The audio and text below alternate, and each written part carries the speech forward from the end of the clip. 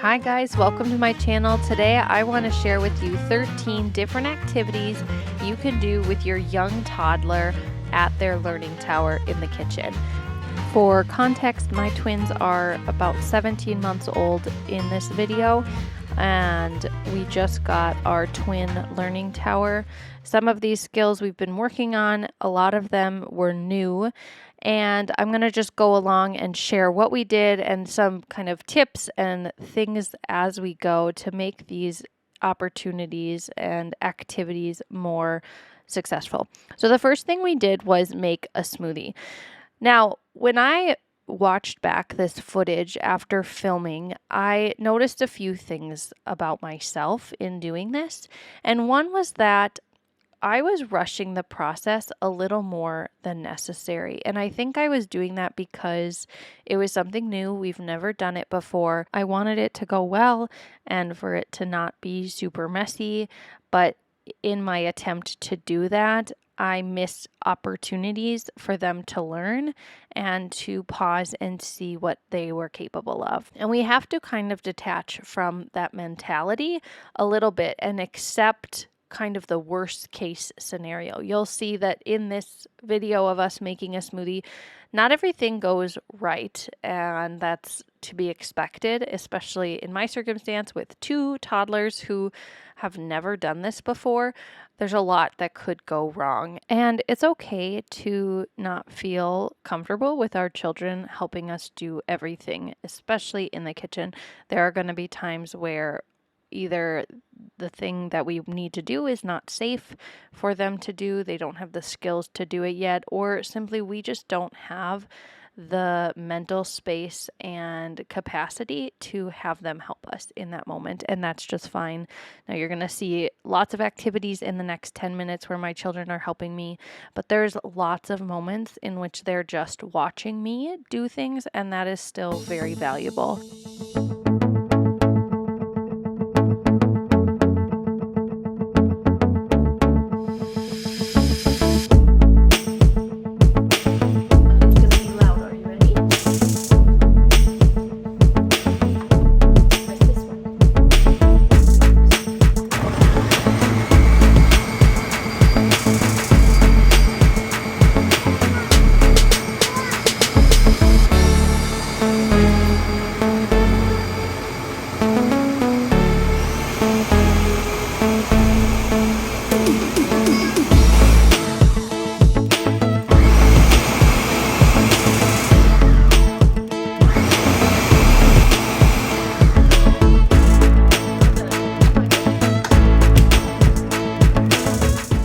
That whole process of making a smoothie together took over 15 minutes to do, and then it was another probably 15 minutes of them enjoying and drinking their smoothie, and probably many more minutes of cleaning that up. A really fun and simple practical life exercise is scrubbing potatoes.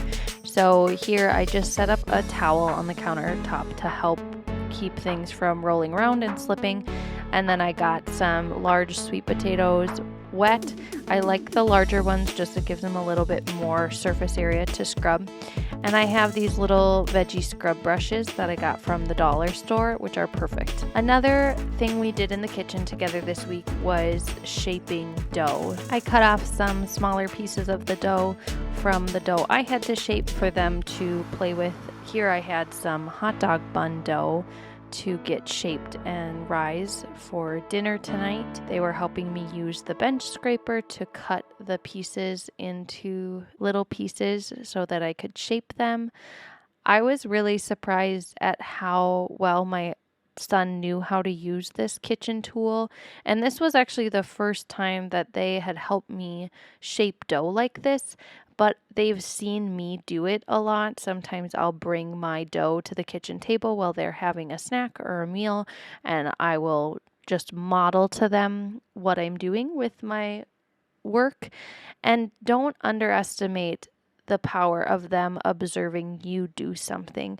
At this age, children have what Dr. Montessori referred to as the absorbent mind, where they literally are absorbing and taking in everything around them, these impressions, things that are going on, and they do it effortlessly. Their brains are like little sponges that just soak up everything that they see and hear.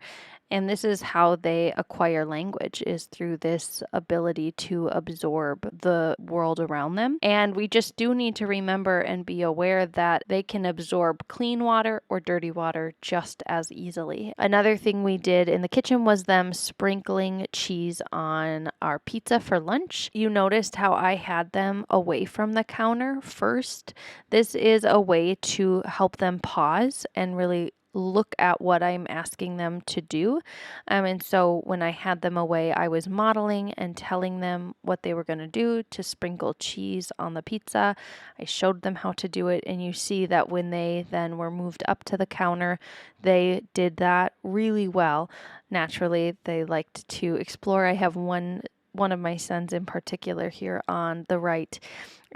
He is much more sensory driven and likes to explore things with his hands in sometimes the less ideal way, but I just know that about him, and so that is to be expected, that he would want to feel the sauce and the cheese on his hands. Another simple activity is putting vegetables onto a baking sheet. One day we did this with asparagus, and I showed them how they could snap the asparagus. A lot of this process, they are also exploring with the texture and the taste of these things, which I'm totally fine with. This was going to be something that we were eating just our family. We weren't having anyone over for dinner when we had this. So I was fine that they were, putting things in their mouth and putting them back on the tray. At some point, we will need to learn the etiquette of food preparation, but for today, I was okay with that. You'll also see that in this time lapse of them doing this activity, it wasn't very productive.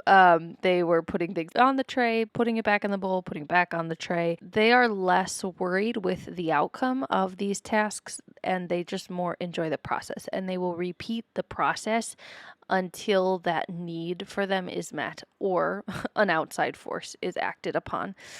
And sometimes that is what needs to happen, that I just need to move on to the next thing, and so they need to be done with that activity. Another simple activity is them preparing their own snack. So peeling a banana and cutting a banana. We have these wooden choppers. I'll put a link in the description box below, but they're a really great beginning knife chopper for them. They're not super sharp. A lot of things can be cut with them, and they have a really good handle for them to grab onto. I like bananas because they're super soft for them to cut. They also will enjoy it as they go. You could definitely show your child how to put the peels in one bowl or throw them away and then put all of their cut pieces into another bowl. I have not had my boys be patient enough to do that yet, but someday I'm sure we will get there. Another thing that we do is we transfer our eggs into a basket, and so that's one activity that can be done to practice being gentle. Yes, eggs were cracked, but I just planned to use those right away after that, giving them some time in the kitchen sink to play with water and wash some dishes.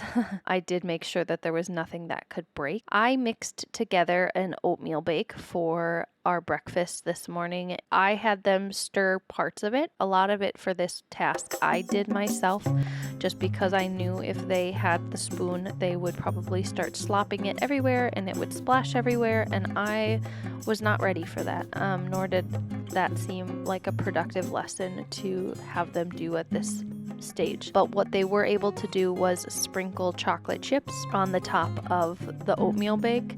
Naturally, they were also able to try some of those chocolate chips.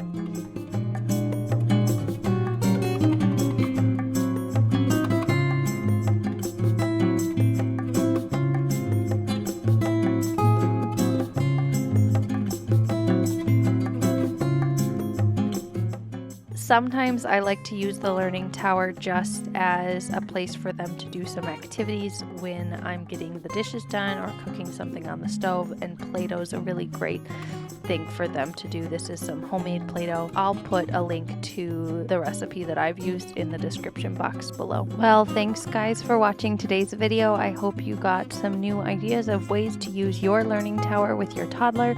If you have other ways that you like to use your learning tower, drop those in the comments below. I'm always looking for more ideas of ways to engage our twins in the kitchen. Also, if you don't have a learning tower but would like to invest in one, I will link my blog post in the description box below where I go through some of the best learning towers on the market for toddlers. Then you can find one that works for your family. There are a few discount codes in there, so if you're looking for a learning tower, be sure to check that out. Thanks for stopping by our Montessori home. I will see you next week in another video. Have a great day.